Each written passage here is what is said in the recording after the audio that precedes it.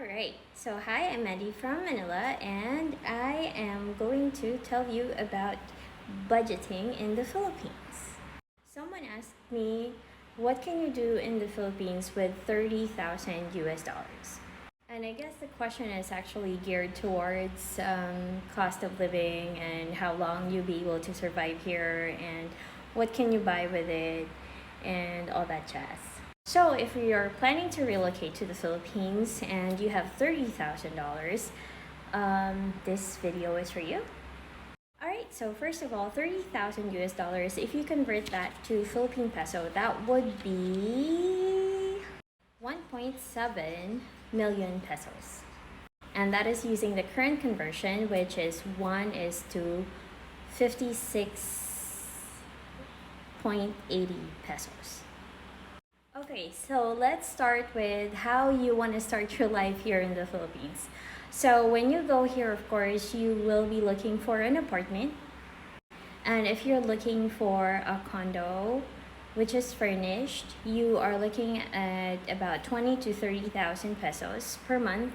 There's still those that are 15,000 pesos per month, but it's hard to come by. And you can actually get a house for around 15,000 to 30,000 as well, furnished. And we're talking about furnishing that could be mid to great or mid-grade. But let's put you in a house that's unfurnished. So let's say you get an average house at 15,000 pesos. That's unfurnished. Depending on where you're located, you could get a townhouse or you could get just an apartment with 15,000. But let's say you go to a province and you get a 15,000 townhouse. You could have 2 to 3 bedrooms, maybe a small yard, a garage, and the 15,000, that's cheap for that. And then you furnish it, you have to look for a bed, mattress, fridge, sofa, washing machine, kitchen stuff, air conditioning. We're looking at about, let's say 100,000. So at this point, your 1.7 million pesos is now down to 1.6. Still a good sum, but you're still not considered a multi-millionaire. Let's check your monthly upkeep. Let's say you are moderately reasonable in terms of using utilities. So you have 2,500 for your electricity, 500 for water, 2,000 for internet. So you have 5,000. Your house is 15,000, your utilities are 5,000. And then let's give you an allowance of 1,000 per day. That seems like a lot, but we didn't factor in transportation. If you're gonna take a cab somewhere for 150 pesos going there and 150 pesos going back, that's already 300, so you're left with 700.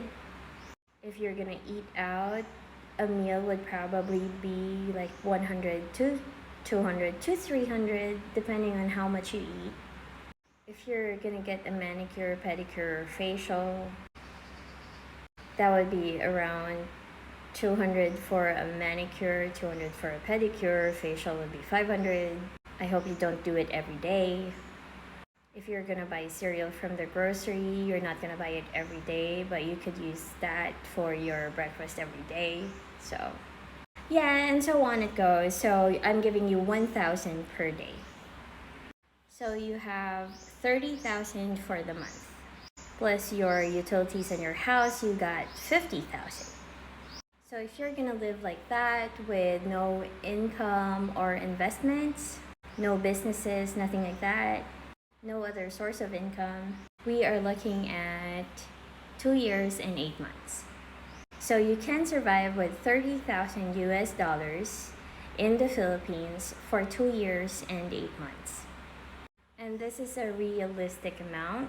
I did not put you in a 5,000 peso house with a toilet that has no flush.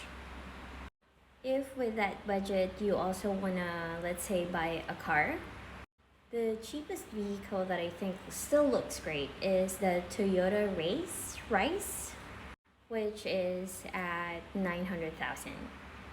And then you have to factor in insurance and gas and all that stuff. So if you want to do that and you want to go back to your 1.7 million pesos minus 900,000 would be 800,000 pesos. You subtract there your furnishing, it would go down to 700,000 pesos. And with the lifestyle that I mentioned, it will last you 14 months. So let me know if you have other questions. I actually enjoyed solving this question. It seemed like a math problem. So yeah, give me more.